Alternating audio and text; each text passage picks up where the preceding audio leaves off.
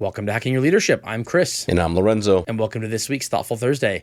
Don't forget to follow us on YouTube at Hacking Your Leadership and leave us a review on iTunes. On this week's Thoughtful Thursday, I want to talk about something that was defined by a leadership author by the name of Donald Sull more than 20 years ago. The concept is called active inertia. And for those of you who have never heard that term before, basically what it means is that oftentimes when companies or teams or people fail, it's not because they lack the ability to act. It's because they fail to act appropriately, because they are kind of guided by what has worked well for them in the past and not what should be working well in the future. This is a really, really big topic because there's been so many huge changes in the workforce over the last few years that it's clear the organizations that are not doing well are ones that are kind of treating the workforce and the workplace and employees like they're the same employees and workforce and workplace and stuff from 2019. It's not going well for those people. This change isn't stopping. So why do you think it is that so many people have just this really difficult time stopping the patterns that they've always done? It's funny. I think it's when you first said the words, I immediately thought of like Wile E. Coyote. And I don't know why, that's just what was in my brain. And it makes perfect sense as the analogy, like continuing to do the same things that you believe to be successful that just continue to not be successful.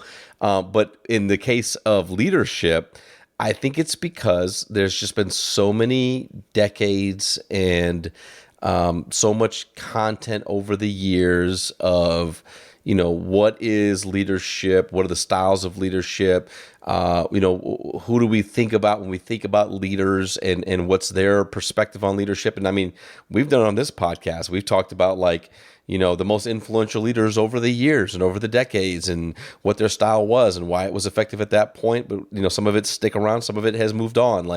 I just think that there is leadership to me in a lot of ways is just kind of the ongoing repetition of what you've been taught by leaders before you. Even the startup mentality, when it comes to leadership in startups, there's this the big huge startups before of the Amazon, and you see the desk and you see the memes and there's Jeff Bezos and there's always this pull to the past. And I think sometimes that could be effective or that could be accurate with certain things, but there's a lot of things that we hold on to that we really should not hold on to. I just think it's an element of human nature to a degree. The two things that I've seen it be rooted in are, one, sometimes a person doesn't want to acknowledge that things need to be done differently because they think that means that they were doing them wrong in the past too. So if you have a person who's been doing a role for 10 years and that role has built a career for them, they're earning great money, they're moving up in their career, they're getting more and more responsibility, and then all of a sudden someone comes along and says, you need to do things differently.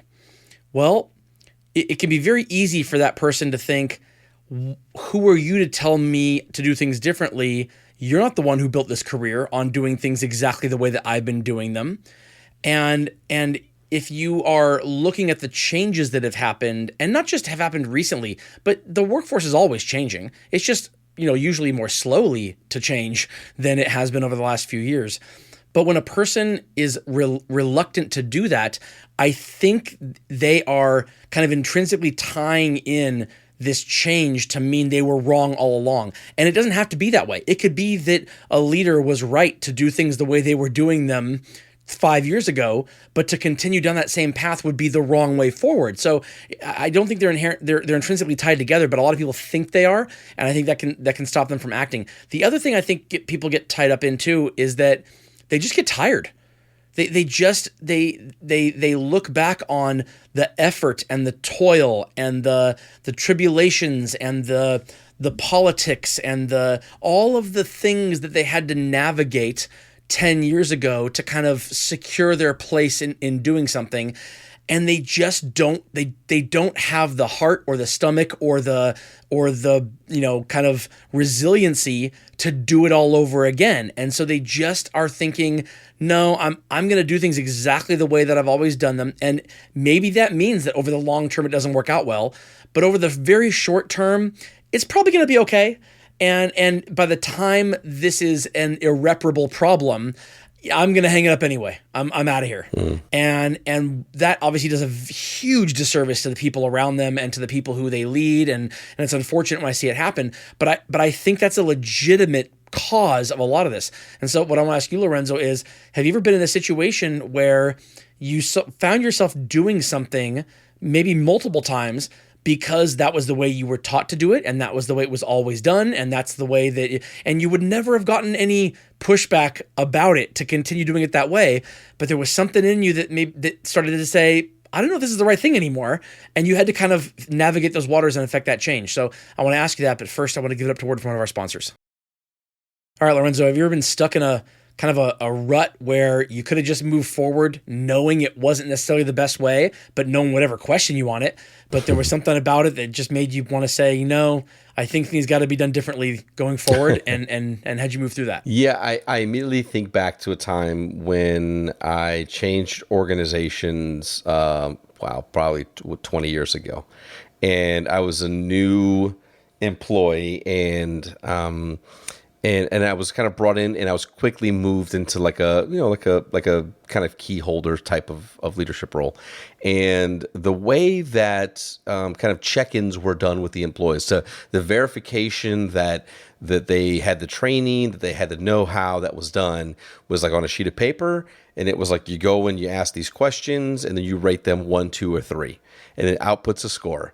And the way that I was taught was like, hey, every month we have to do these, but there's always changes to things that happen and new things that come out. So when you do the first one in the first week of the month, really everybody should be kind of like 1s, maybe 2s around these things, because then when you do it again in the mid-month, you want to be able to show the progression to like the 2s.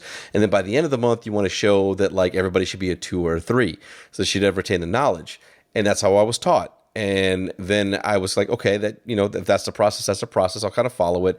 And as I'm doing it, I'm just kind of like, well, like they kind of know, but like I'm supposed to maybe give them a 1, and then later on I give them a 2. And then it happened to me where this happened where then I was kind of like had somebody come over and do this assessment to me, and they asked the questions and I answered them all perfectly. And I knew everything, exactly the new stuff, the new things. I knew exactly what the answers were. I had been doing these assessments, so I knew what the answer was. And they gave me 1s and 2s. And I said, well, wait a minute. Like, why do you give me 1s and 2s? Like, I answered this perfectly. And they said, well, you have to show progression. And I was like, that makes no sense. Like, I have all the answers the first week. I don't need to wait till the 4 weeks later to pretend. That's when it kind of hit me of like, okay, something has to change here. Like, why are we doing it this way? This doesn't make sense. I understand in concept the idea if you want to show progression, but sometimes it's not needed. And sometimes like you're going to have people that are going to always be 2s or 3s. They're all like, they have this overdeveloped sense of personal accountability to know things and to get things done. And so I challenged that, and I brought it up in a meeting, and it made sense when I challenged it the way that I did. And it wasn't an attack, but it was like, this just doesn't make sense. And so those types of things change. But that was an example where off the bat, I'm like, it kind of feels weird, not a big deal, but like it's how I'm being taught, so I'll just do it this way. But it wasn't until I had that experience where I said, no, this is definitely not what we're looking to achieve. So what I hear there is that you had no problem giving the experts, when you were the leader, 1s and 2s because it wasn't affecting you personally. But as soon as someone tried to pull that stuff on you, you weren't having any of that. Yeah, unacceptable. Yeah. Yeah. I mean, that's life. That's life, and hopefully we can figure out ways of doing this better, for people just because it affects them. But sometimes it does take it to hitting you personally somewhere for you to think, okay, this went from kind of weird and kooky to completely unacceptable, right? And sometimes it does take that, but yeah, it is what it is. That's a great example. I love that, and I bet in every organization there are countless examples of this exact same thing. Of we do things the way that we do them because we've always done them, and that doesn't mean that they were wrong to start. You have to honor a bit of the work and the effort and the history that has gone into a lot of this effort because it was real. It was decided to be a certain way for a reason, and it wasn't likely arbitrary, but that doesn't mean it's right forever. It doesn't mean it doesn't need constant scrutiny to make sure that you are doing right by your people. And so I think that's a kind of a mixture of both has to be done here. Absolutely. And shout out to Georgia. You know who you are. She and I had this conversation when it happened, and you know what? She agreed, and she was a support in helping to make that change. So shout out to Georgia out in the world, wherever you're at. And with that, it brings us to the end of this episode. This is Hacking Your Leadership. I'm Lorenzo. And I'm Chris. And have a great day.